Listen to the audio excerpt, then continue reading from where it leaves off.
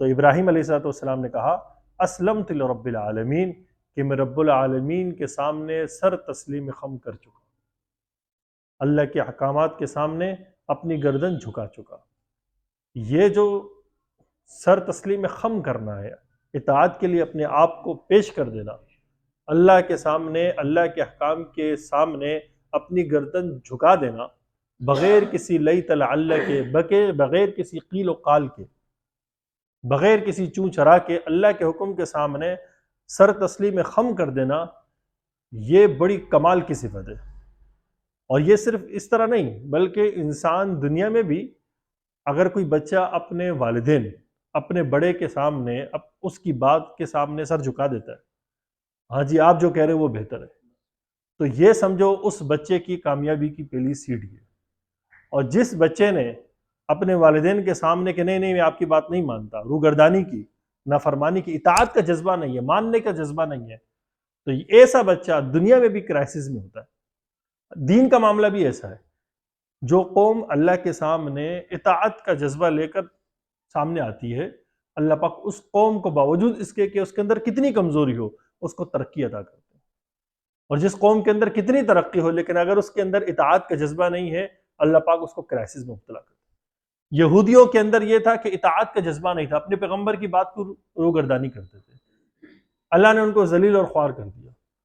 اور صحابہ کرام کے اندر اطاعت کا جذبہ تھا، کمزور سے کمزور تھے لیکن اطاعت کا جذبہ بڑا اعلیٰ تھا، یہ صفت ان کے اندر کمال کی تھی، اس لیے اللہ پاک نے ان کو اوپر چڑھا دیا۔ ابراہیم علیہ السلام کو اللہ نے کہا کہ اسلم، ویسے اسلام کا معنی، اسلم کا معنی ہے اسلام قبول کرو، لیکن وہ تو اسلام وہ تو نبی تھے، اسلام کیا قبول کرتے؟ یہاں پر اس کا مطلب یہ ہے کہ اللہ کی فرما برداری کرو، جو حکم آئے بس مان لو۔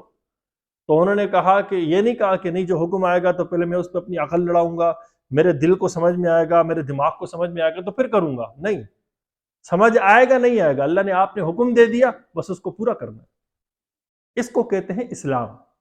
ہم کہتے ہیں نا مسلمان ہیں، مسلمان، حقیقی مسلمان وہ ہوتا ہے جس کے اندر اطاعت ہو، اطاعت ہی اطاعت ہوتی ہے، سراپا اطاعت سے بھرپور ہوتا ہے۔ ابراہیم علیہ السلام اگر تھوڑی اپنی عقل لڑاتے تو وہ اللہ کے پہلے حکم پر ہی رک جاتے۔ جب اللہ نے کہا کہ اپنے چھوٹے سے نومولود بچے کو اور اپنی بیوی کو اٹھا کر وہ بیابان میں چھوڑ کر آؤ، تو انسان کی عقل مانتی ہے؟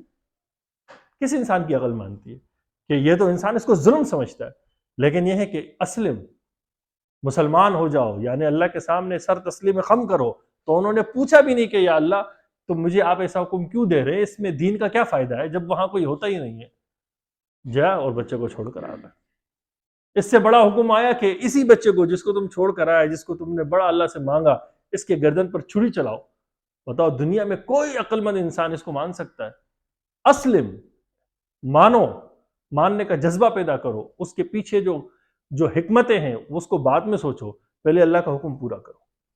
جس انسان کے اندر جذبہ ہوتا ہے، تو ابراہیم علیہ السلام جذبہ کوٹ کوٹ کے بھرا ہوا تھا اطاعت کا، جب اللہ کا حکم آتا بغیر پوچھے اس پر چڑھ دوڑتے اور اس کو کر کے رہتے۔ تو اپنے بچے پر بھی چھری چلائی، ایک منٹ کے لیے کہ ایک لمحے کے لیے بھی وہ بیٹے کو کہا کہ اگر تم نے تھوڑا ہلے تو میں زبردستی بھی کاٹوں گا۔ وہ جو باپ کی ایک محبت اور شفقت ہوتی ہے وہ بھی مجھ پر غالب نہیں آئے گی، یاد رکھنا۔ اس لیے اطاعت سے اگر گردن کٹوا لو گے تو اچھا ہے، ٹھیک ہے۔ تو اس کو کہتے اسلم۔ اس لیے اللہ نے کہا کہ ابراہیم علیہ السلام سب سے بڑے مسلمان تھے، سب سے بڑے مسلمان یا سب سے بڑے اللہ پاک کے تابعدار تھے۔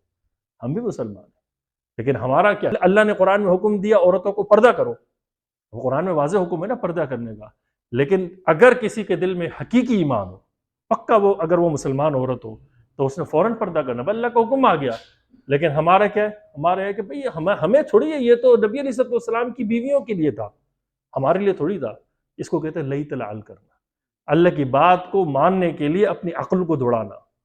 ہاں، بعض کہتے ہیں کہ نہیں دل کا پردہ ہوتا ہے، دل آپ کا صاف ہونا چاہیے، باقی تو کچھ نہیں ہوتا۔ یہ اللہ کی بات سے روگردانی کے لیے تعویلات کرنا، اس کو مسلمان تھوڑی کہتے ہیں۔ مسلمان تو اس کو کہتے ہیں کہ اللہ نے حکم دے دیا تو اس کو عمل کرنا ہے، اس کی حکمت کوئی بھی ہو، حکمت اس کے حق میں ہو تب بھی اچھی بات ہے، نہ ہو تب بھی اس کی اچھی بات ہے۔ آپ صلی اللہ علیہ وسلم نے حکم دیا صحابہ کرام کو اپنی داڑیاں بڑھاؤ، تو اب آپ کسی زمانے میں آپ کسی مسلمان کو کہتے داڑھی بڑھاؤ تو کچھ کہتے کہ یار دعا کرو اللہ پاک توفیق دے دے، بہت اچھی بات ہے، لیکن کچھ لوگ کہتے ہیں نہیں یہ تو وہ حکم نہیں ہے شریعہ، یہ تو زمانے کا کلچر تھا۔ آپ صلی اللہ علیہ وسلم کلچر کو پرموٹ کرنے آئے تھے دنیا میں، یہ اس زمانے کا کلچر تھا، اس لیے آپ صلی اللہ علیہ وسلم نے حکم دیا، آپ نے اطاعت کرنی ہے، اللہ کے پیغمبر صلی اللہ علیہ وسلم کی بات کو قبول کرنا ہے، شلوار ٹخنے سے اوپر رکھو، یہ آپ صلی اللہ علیہ وسلم کا حکم ہے کہ اپنے ٹخنے کو کھلا رکھو، یہ جہنم میں جلایا جائے گا۔ تو جو لوگ مانتے ہیں، اطاعت کرتے ہیں، وہ پکے مسلمان ہیں، اور جو اس کی تعویلات کرتے ہیں کہ اصل میں یہ اس لیے حکم دیا تھا تو اس کے اندر تکبر ہوتا ہے، میں تو تکبر سے پاک ہوں، عاجز ہوں، ان لوگوں کے اندر تکبر تھا صحابہ کو، اس لیے صحابہ کو کہا کہ تم جو ہے شلوار ٹخنے سے اوپر کرو، ہم تو تکبر سے پاک ہیں۔ یہ کیا ہے؟ اللہ کے حکم کی تابعداری، یہ تو تابعداری کا جذبہ ہے نا، یہ ہمارے اندر نہیں، اور یہ اوپر سے نیچے تک نہیں ہے، یعنی یہ تو عوام کی بات ہے نا، حکمران کو کیا حکم ہے؟ مسلمان حکمران کو حکم یہ ہے کہ یہود و نصارہ تمہارے خیر خواہ نہیں ہے، ان کے قریب نہ جانا، لیکن ہم لوگ ان کی قریب جانے کو اپنی خیر خواہی اور اپنی بقا کا ذریعہ سمجھتے ہیں کہ اگر ہم ان کے قریب نہیں گئے اور ان کو ہم نے اپنا دوست نہیں بنایا تو ہم تو ختم ہو جائیں گے، تباہ و برباد ہو جائیں گے۔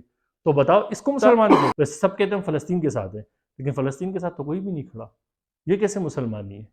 سب ان کے ساتھ کھڑے ہیں جن کے ساتھ اللہ نے پہلے قرآن میں 1400 سال پہلے فرما دیا کہ ان کے ساتھ کھڑے ہوگے برباد ہو جاؤ گے، لیکن وہی لوگ سمجھتے کہ اگر ان کے ساتھ کھڑے نہیں ہوں گے تو ہم برباد ہو جائیں گے۔ تو بتاؤ یہ کیسی اطاعت ہے؟